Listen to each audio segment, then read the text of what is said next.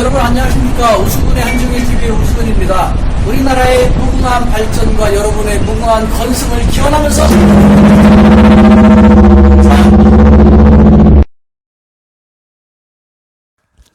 여러분 안녕하십니까. 우수근입니다.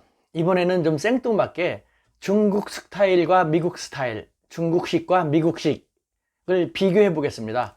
무슨 말이냐, 얼마 전에 그 한중 정상회담과 한중일 정상회의를 잘 마쳤습니다. 우리가 이번에는 중국에 좀 더 깊이 있게 들어가고 중국을 좀 만족시키면서도 우리도 좋은 씨를 많이 뿌리는 식으로 잘 마쳤는데요.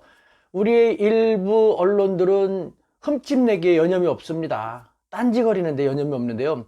제가 볼 때, 저도 중국을 잘 모릅니다만 흠집내고 딴짓내기에 여념이 없는 그런 일부 언론에 종사하는 분들 혹은 그 언론들은요, 그만큼 중국을 몰라서 그렇게 하는 것입니다.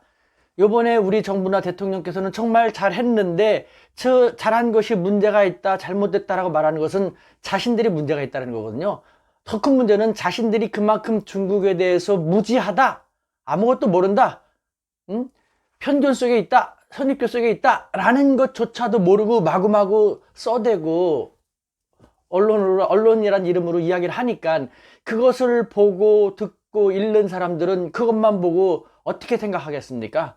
가까이 있는 이웃 중국을 더 멀리 생각하게 되고 열심히 노력해서 좋은 성과를 거둔 우리 정부에 대해서 안 좋게 생각하게 되겠죠. 정말 문제가 많습니다. 그래서 제가 이 본 채널을 통해서 여러 번 간접적으로 필요할 때마다 언급은 했습니다만, 이번에 다시 중국식, 중국적 특징, 중국 스타일이라는 것을요, 미국식, 미국적 특징, 미국 스타일이라는 것과 비교하면서 한번 알아보도록 하겠습니다. 미국은 이런데 중국은 이렇다, 이런 식으로 하면 조금 더 이해하기 쉽지 않을까라는 생각이 들어서 그렇게 하는 것입니다. 먼저 미국식과 중국식을 한마디로 크게 말한다면요, 미국식은 비교적 알기 쉽다, 명확하다 라는 것입니다. 이에 비해 중국식은요, 비교적 알기 쉽지 않다, 애매모호하다 라는 것입니다. 이것이 바로 미국 스타일과 중국 스타일의 대표라고 할 수 있습니다. 보십시오. 정말 미국은 무슨 일이 있으면요, 뭐 백악관 대변인도 명확하게 북한은 어떻게 해야 되고 이라크는 어떻게 해야 되고 딱딱딱 명확하게 국가의 이름도 지칭하면서 뭘 하겠다, 어떤 것도 불사하겠다라고 하지 않습니까? 명확합니다. 또 제재를 취할 일이 있으면은 어떻게 하다가 과감하게 공습도 하고 폭격도 합니다. 과감하고 단호합니다. 직접적이죠. 자기들의 의사를 그대로 표출하지 않습니까? 이러한 미국식 스타일에 우리가 너무 익숙하다 보니까 중국 정반대인 중국 스타일을 모르고 중국을 오해하고 중국에 다가가게 일수인 것이죠. 중국식은요, 명확하지 않습니다. 간접적입니다. 애매모호합니다. 예를 들면은 중국 외교부 대변인 보십시오. 북한에 대해서 뭐라고 비난할 때도 유관구군이라고 하지 않습니까? 남북한이 한참 대치할 때 혹은 북미 양국이 대화가 제대로 진행되지 않을 때 관련 당사국들은 이런 식으로 명확하게 그 상대방의 국가라든가를 지칭하지 않습니다. 누가 보더라도 알 수 있음에도 불구하고 그렇게 안 하거든요. 이게 중국 스타일이에요. 간접적인 것이죠. 그 다음에 제재 같은 경우도 미국은 군사 조치 같은 것도 과감하게 단호하게 취하지 않습니까? 중국은 어떻습니까? 한한령을 보면 알다시피 중국은 한한령이라는 걸 선언한 적도 없었지 않습니까? 그러니까 해제할 겨를도 없는 것이죠. 중국은 간접적으로 찌질하게 은근슬쩍 하는 스타일입니다. 찌질이 스타일입니다. 가랑비에 옷 젖듯이. 미국은 소나기 내듯이 와 합니다만 중국은 가랑비에 옷 젖듯이 내가 비에 젖는지 안 젖는지 모르지만 시간이 지나면 이렇게 되고 있었구나 라는, 이것이 바로 중국식인 겁니다. 이와 같은 중국식 실컷 좋건 우리는 그대로 알고 인정을 하고 그걸 활용할 수 있도록 노력할 필요가 있지 않을까 라는 생각이 듭니다. 미국은 이런데 서구는 이런데 너희는 중국은 왜 저래? 이상한 놈들이네. 도대체 왜 그래? 무슨 말 하려는 거야? 라고 말하는 게 아니라 중국은 5,000년 역사를 그렇게 살아왔기 때문에 그 중국의 은유적이고 찌질하고 애매모호하고 함축적인 것을 우리가 알아내면서 그 시그널을 읽어내면서 그쪽하고 외교를 해나가야 된다는 것이죠. 자, 중국은 왜 그러면 이렇게 됐을까요? 애매모호하고 은근슬쩍하고 찌질하게 되었을까요? 5,000년 역사를 살아오면서 그렇게 된 겁니다. 중국도 일본 못지않은 가혹한 역사를 보냈습니다. 그래서 일본도 무사도 사무라이가 있어갖고 말을 함부로 하거나 마음에 안 들면 언제든지 일반 서민들을 죽일 수도 있었다. 그런 무자비한 어마무시한 환경 속에 살다 보니까 자기들의 얘기를 잘 안 하고 반대로 얘기하고 했지 않습니까? 중국도 그것보다 더 엄청난 가혹한 시련의 역사를 보내왔거든요. 그래서 중국인들은 자기들의 얘기를 직접적으로 드러내지 않고 돌려서 얘기하거나 부정하거나 하는 그런 식으로 지내온 것이죠. 이것을 우리가 알 수 있는 것이 후혹학이라는 게 있는데, 제가 여기 이쪽에 보면 이 칸은 제가 그동안 쓴 책들을 모아놓은 겁니다. 여러분들 본 채널을 사랑해 주시고 저를 지지해 주신다면은 이 정도의 책은 한 권씩 사서 읽어봐 주시는 것도 좋지 않을까 하는 생각도 듭니다. 인터넷에 우스군 치면은 제가 쓴 책 그동안 있습니다. 지금 후혹학을 소개하려고 하는데요. 이 후혹학은 2009년에 쓴 중국을 이해하는 9가지 관점. 오래된데도 얇은 책이라서 그런지 몰라도 아직도 많이 팔리더라고요. 산림지식총서에서 이렇게 썼는데요. 어떤 것이냐? 후혹학.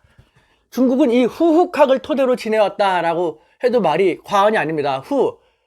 얼굴이 두껍고 속이 시커멓게 살아야 된다. 어떻게 하면 얼굴이 더 두껍고 속이 더 시커멓게 살 수 있는지, 처세할 수 있는지를 알려주는 중국인들의 처세술의 기본이라고 할 수 있는 것입니다. 이 후혹학은요, 1912년에 청나라 말기 당시 지사였던 리종우라는 사람이 있었는데요. 그 사람이 5000년 역사, 중국의 역사를 잘 분석을 하고 유명한 영웅들도 분석을 하고 다양한 그 인간들을, 선현들을 분석한 결과 중국인들은 이 험난한 세태 속에 살기 위해서라면 최대한 얼굴이 두껍고 철면피가 돼야 되고 속이 시커머야 된다 라는 식으로 제창하게 된 것이죠. 이것이 지금 중국에도 일반 서점에서도 베스트셀러 속에서 꾸준히 팔리고 있습니다. 중국인들과 중국 기업과 혹은 중국과 외교를 하기 위해서는 우리는 적어도 이 후혹학이라는 것을 한 번쯤은 훑어볼 필요가 있습니다. 자, 필요할 때는 최대한 후혹, 얼굴이 두껍고 속이 시커머야 된다라고 하는데, 이 후혹의 극치는요, 저자 리종우에 의한다면요, 철면피 중에 철면피가 되는 것입니다. 그런데 더 이 후혹의 정말 극치는요, 이 철면피처럼, 속 시커멓고 철면피처럼 행동하는 것이 외부 사람들한테, 주위 사람들한테는 들키지 않는 것, 그것이 바로 참된